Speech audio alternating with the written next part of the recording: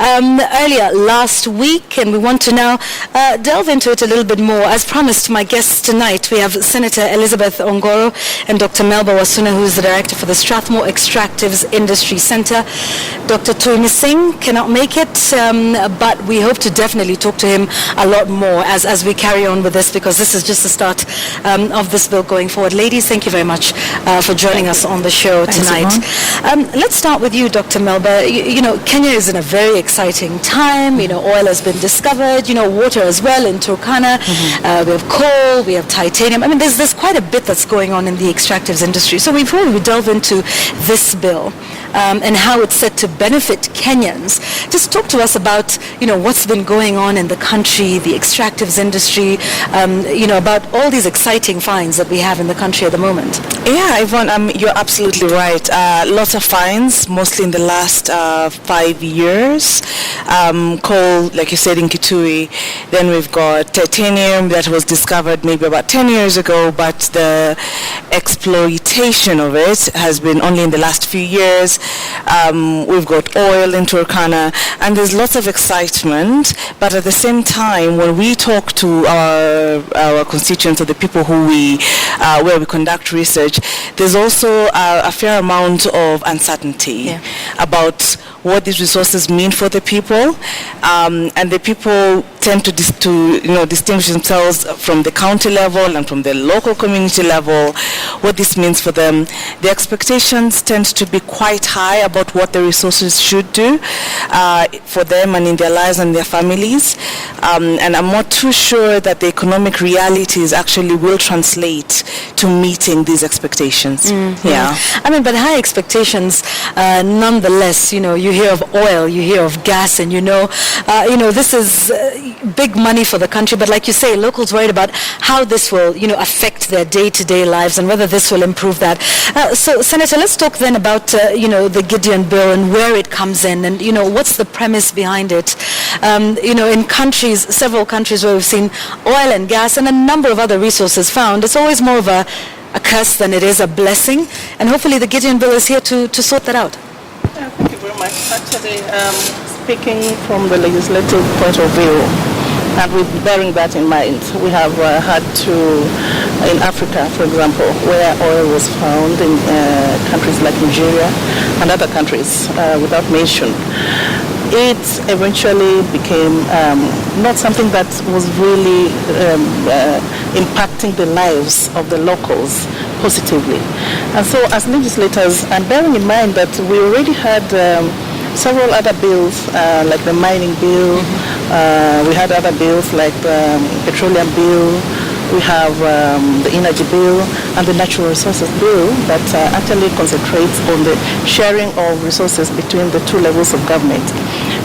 In the Senate, as a committee, the energy committee, we thought we should come up with a bill that actually gives a platform of engagement where all these aspects that are dealt with in these various bills can then be consolidated into a policy statement and an action platform.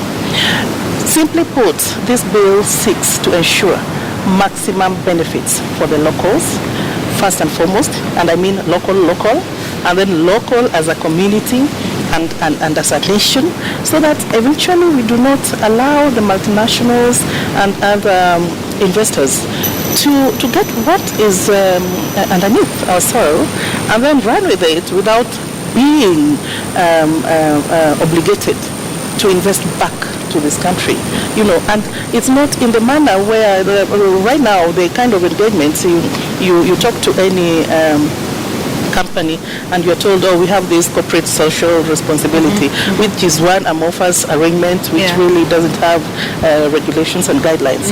We seek to put it in writing and to tell them exactly, or give a structured format of engagement, that here you are coming to our country, you're getting our oil, but what are we getting in return? It's not just the revenue in terms of taxes and all that, but how will your exit have impacted this community? Because you will come and find the Turkana living in Turkana, you will extract the oil for so many years, eventually you will exit, Turkana will still be Turkana, the people of Turkana will still be living there, Kenya will still be there. So this bill actually is, simply put, a format of engagement to ensure that, one, we do not chase the investor, but we engage with the investors in a constructive way, where they get their benefits, but we also get what is rightfully right. And because we are a legislative assembly and we are the legislators, it is our responsibility to speak for the people, to represent their interests. We don't want Turkanas on their own engaging and having running battles with the investor. We need the investors, but we also need to protect the Turkana people and any other community where any mineral or resource has been found. So as legislators, we are just providing that critical bridge in form of this bill that is a form of engaging both with the locals and the investors so that everybody is protected and gets what is right. All right, and this goes, like the Senator says, beyond, the corporate social responsibility, and she also mentioned that it goes beyond, just revenue sharing. So talk to us about some of, the other positive aspects of it, because it's also about these guys come in with big machinery, advanced technology, they're drilling the ground and they're getting all of this, and then once they leave, we don't know what to do with it. We can't even carry this business on. So talk to us about some of the positives, and then we'll come and just talk about, what more needs to be improved even as the bill goes to the floor of the House. Okay, so what the bill has done, as Senator said, is put Kenyan expectations from all walks of life basically on one platform. Okay, so CSR is one way to go, and that has been done before. They build hospitals, they drill wells, they build the schools, but a lot of communities feel that is not enough, and that's not just in Kenya, that's throughout Africa, and that such actions tend to just be mere token actions that don't really have any impact on the community. So the local content bill centralizes or tries to address a variety of stakeholders, a variety of Kenyans. It's talking about having an employment and skills development plan in place for an operator. It's talking about having a training budget, so research and development. So for instance, the bill sets out that an operator must put out a certain percentage of its revenue to go into research and development, and that percentage, 50% of that must go into Kenyan universities, and the other 50% goes into their own research facilities, wherever they may be. So you see people like myself in the academia are very excited about that aspect. It's talking about succession plans. So the bill is very clear that you must hire Kenyans where Kenyans qualify. Where they don't qualify, and you must get foreigners to fill the slots, you must have a succession plan. Okay. Which involves locals training them. Yes, so some sort of a shadowing system. And that, again, for young men and women in Kenya especially, that's music to their ears. As you know, 80% of the population in Kenya is below 35 years, and a lot of their issues are they have no place to train, they don't get employed immediately because of lack of experience. So we are seeing this bill addressing, such marginalized groups, the youth. We are seeing this bill address technological transfer, as you've just said. At the same time, the bill is talking about creating financial incentives for international companies that want to come and train Kenyans with respect to technology, and as well as Kenyan local companies themselves who want to start up production lines and units. So, and it's also talking to suppliers and, people with services. It's speaking towards a breadth of folk. It's speaking to people who supply security, who supply accommodation, who supply, such. So it has a ripple effect on the economy, not just directly in the extractives industry. Absolutely. It's ambitious in that sense. There's a piece of a pie for everybody. All right, sounds good. And we'll come and talk about what more we need to do, how we can improve this bill. But Senator, talk to us then about the journey that this bill is going to take, and when Kenyans can hope to, all things being equal, have this bill, this Gideon bill, into law, considering that we understand oil exports are expected anytime from June next year. So Kenyans are looking forward to saying between now and June, will we have this bill in place? Actually, we intend to fast track it. Ordinarily, the legislative process would involve gazettements, which we have already done, and then it will be brought to the Senate for the first reading, second reading, and third reading. Now we intend, usually after the first reading, that is that now when you have that window to get now public participation. And we are going to involve a lot of stakeholders, because this is a bill that is going to be not just concentrating on oil, but a whole range of resources so we need input from Kitui, from everyone. We have already done that before, but now we want to upscale it to another level and involve the academia, as you saw us engaging with Strathmore University. They gave us very good input.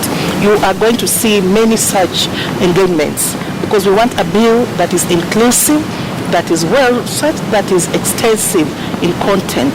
And after that, then we expect, and we know it's going to be passed by the Senate. Once that is done, then it gives a platform of engagement, not just to the national government, but also to the county governments. We expect that every county where this kind of activity is taking place will then now have a platform of engagement.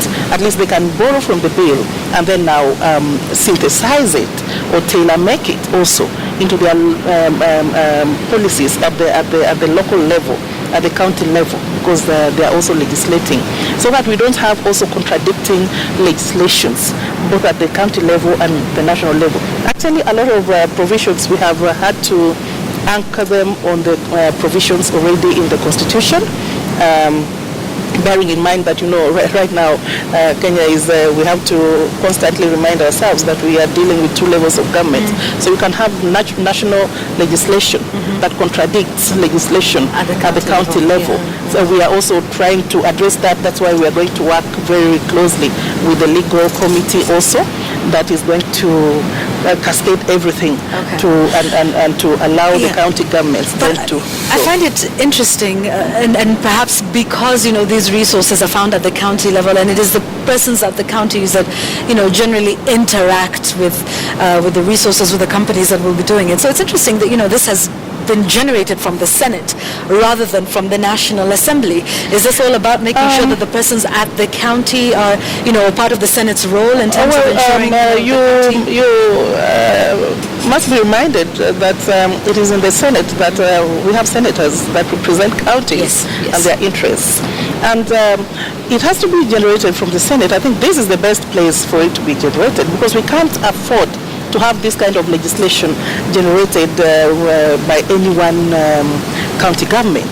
They don't have that mandate and platform to engage with other counties in the manner that the Senate does. So when we generate any legislation in the Senate, we factor in all aspects and we consider the country as a whole, as opposed to what any county would do. Right. If left to a county generating only coal, for example, all their legislation would be limited to that resource. Right. But what we are doing is to ensure that, one, even the legislations that will be generated, if at all, is generated by any county that is not friendly to investment, then it can still be, they would still have a point of reference in view of the fact that there will be a national legislation that then could supersede, you understand?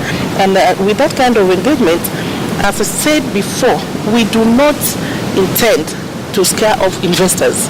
What we intend is to ensure that investors engage with us responsibly, and that our people are not taken advantage of, and that when we talk of local involvement, we will not visit Turkana County, for example, and find that the locals have only been engaged in terms of being offered jobs as sweepers and cooks and watchmen, while we are aware that this country has got enough skilled labor, especially from the youth.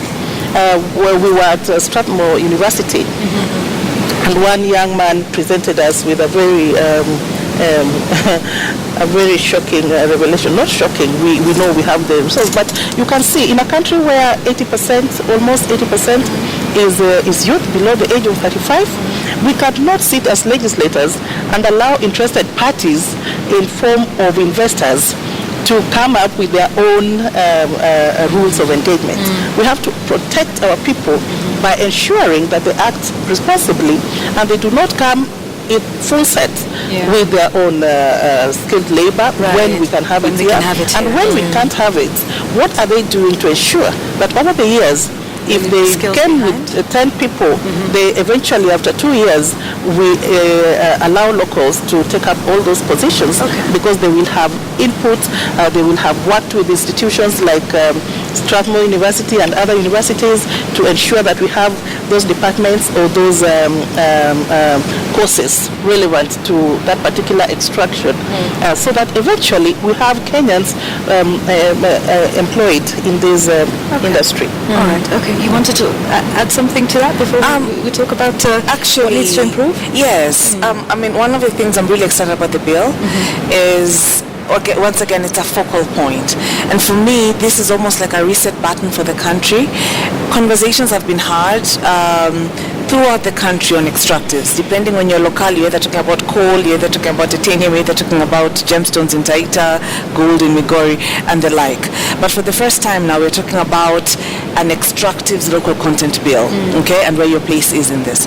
And it allows us as a country to actually have a conversation about what do we want as a country from these resources and our priorities. How do we leverage the limited resources that we have and the finite resources that we have to become a regional powerhouse in this particular sector. So I'm encouraged by examples like in Norway, for instance, where decades ago when they started in 1950s, a bunch of clever folk in Norway sat down and said what we want, and one of the things they wanted was to provide for future generations. So they came up with a fund, and oil money went into this fund, and statistics now show that literally almost every Norwegian is a millionaire by virtue of this fund.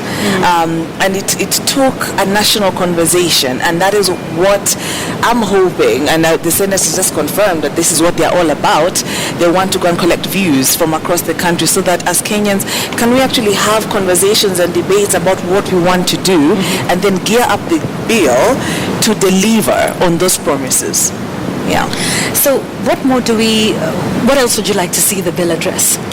It'll hit the floor of the House, and that'll be the opportunity to debate it and add and improve and then remove things that, towards making it the law that we want it to be. I'd say a firm definition of what local means. Your local is not my local, isn't her local. Right. Senator's already talked about local Turkana, local project, local Kenyan. The bill is not clear on that, and this is going to be a key point of contention. So it's very important that it makes this very clear. Are we talking about local? Are we talking about local county? Local, national, right? Maybe you could explain a little bit more about that, about how the needs of local will be different from local county or from, the country as a whole. Absolutely, and that's why I'm excited we're having this conversation, right, as a country, because when you're talking about local, my friend, it's the person who has been told, pack up your bags, oil has been found, we are now relocating you, Christmas will never be celebrated here again. Right. What you're doing, you're contributing to the country. Okay, those people need their own special form of recognition and compensation. They need to be treated differently. Their land will be changed forever. The environmental circumstances will be changed forever. Then you've got the local, which is local county.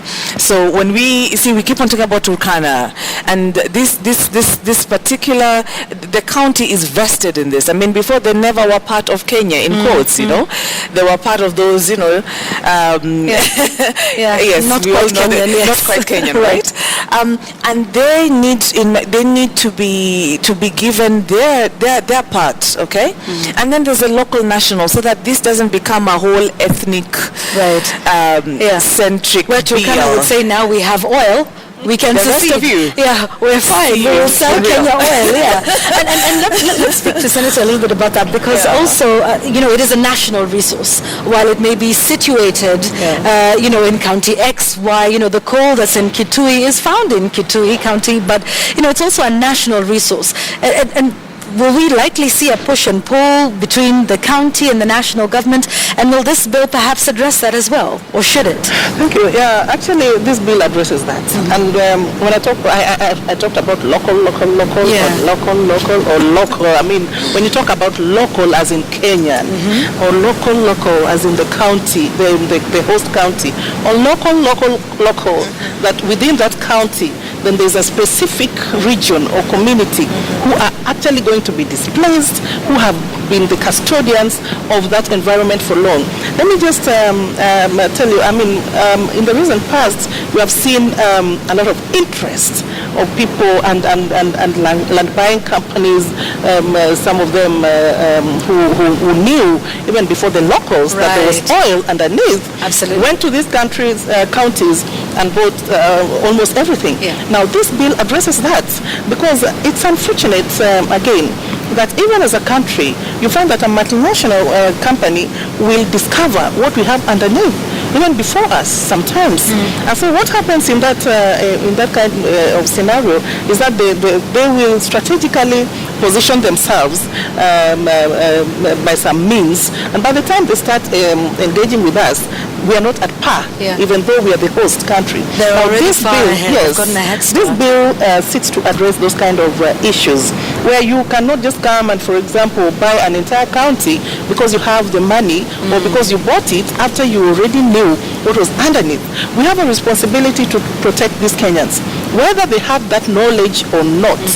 We as legislators, as a government, as a country, we will not allow any multinational to just come and engage on their own terms. Now this actually is presenting both the multinationals, both the investor, whether local or African or coming from the international community, when they want to engage with us to extract anything that is found within the Kenyan soil, then they find that we have some piece of legislation on a national platform that's already that then can be cascaded to the county and then to the local mwananchi in that order. So that, as she has put it, even in terms of revenue, it is not true that we can expect that the woman or the family in Turkana that has suffered under that heat that eventually definitely gives us the oil for centuries, and now oil has been discovered, that when I sit in Nairobi, what I get from this oil should be at the same level with that family. No. So this bill comes to so the revenue sharing formula between the national and the county? Yeah, by extension, the revenue sharing at those different levels. All right. Okay. Yeah. Great. Okay. So more improvements. You're saying it needs to, talk about the local, and to be able to just make that distinction. Another thing it needs to do, in my opinion, is actually stemming off this conversation, is have an affirmative action chapter or section in it. There's no place for women. There's no place for youth. Well, not place really, but we need clear provisions, that state this. And this is not just coming out of the need of out of entitlement. It's actually, in my opinion, a constitutional imperative. The Constitution is very clear that in Article 66, that Parliament must enact laws where there's investment in properties to benefit local communities. And the Constitution is also clear in Article 27 that Parliament must enact laws or policies towards affirmative action programs towards previously marginalized communities and groups, and that's where young people, youth, marginalized communities, like we said, people like Turkana, and that will then take care of a lot of these conversations that we are having, and that way they don't feel shortchanged, and as soon as resources have been discovered, then all of a sudden the rest of Kenyans, we are right there with them. And at the same time, though, it actually creates a much clearer platform on where the rest of us, the nationals, come in, who are not within resident that, exactly. So it's just great to have that clearance. And then another thing would be a clear demarcation of the national and county government. I think there's been an attempt in the bill to address this, but it's still murky because it refers to things like the national and county governments must act together in cooperation. Now, what does that mean? Because That's So you open want to that, interpretation. yes, made that should be a finer little bit detail. more clear, and a few Okay. others, yeah. All right, let's talk about the fines then that, are proposed in the bill. The fines for some of the multinationals that may, breach some of the aspects of that. Punitive enough? I know you've made it clear that it's not to put away investors and say, okay, the legislation in that country is far too stringent. But let's talk a little bit about some of those, Senator. Yeah, I want to own up and accept that what we provided for in the bill currently is not punitive enough, and that is why I said what we did on the first while we were engaging with Strathmore was just launching the bill. A lot of input is still to come from almost every stakeholder, professionals, NGOs, local communities, county governments, and anybody who is interested. We are going to advertise, we are going to take in every input and then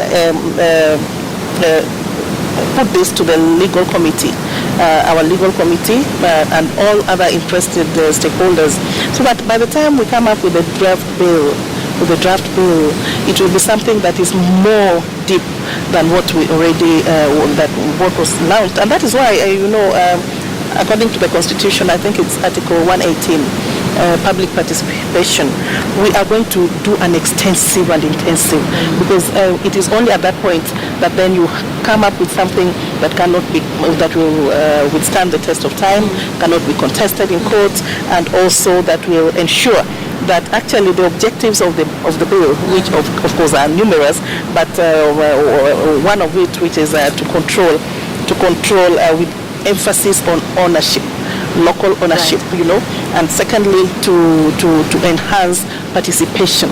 We don't want participation at the tail end, even of the local community.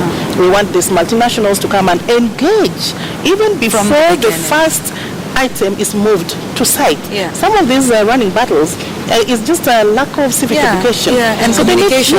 So locals see they're just seeing big trucks, and according to them, their oil is being taken tomorrow. So they need to come in good time, learn even the local language, know who they are engaging with, expose these people to what to expect, and also, ensure that even the local Wanjiku, the Mamamboga down there, knows that this oil that she has been building on, sitting on for all these centuries, is going to translate to something positive, but it's not like yesterday, So with that kind of understanding, you see a smooth transition into the operation, rather than just dwarfing these people with all manner of huge equipments before anybody engages with them.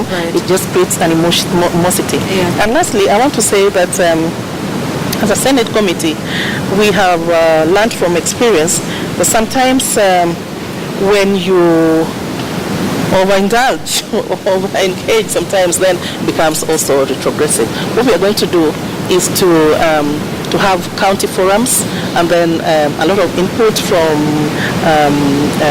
professionals and the local community representatives, but not just representatives, also the local Mwananchi, without being represented by anybody else. So that is why we're taking ourselves to the host communities.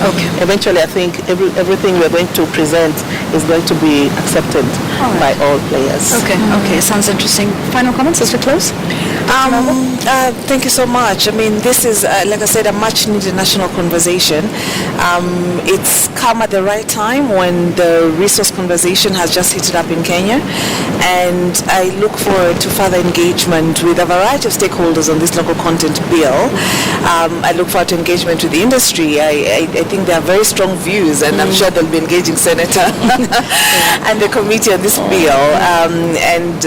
So very excited about the whole process. Okay, great. Thank you both ladies for your time this evening. Dr. Melba Wasuna, who's the director of Strathmore Extractives Industry Centre, as well as Senator Elizabeth Ongoro. Thank you both for coming in. We'll wait to see the progress of the Gideon bill. You're watching Checkpoint. Keep your comments coming in. The hashtag is Checkpoint.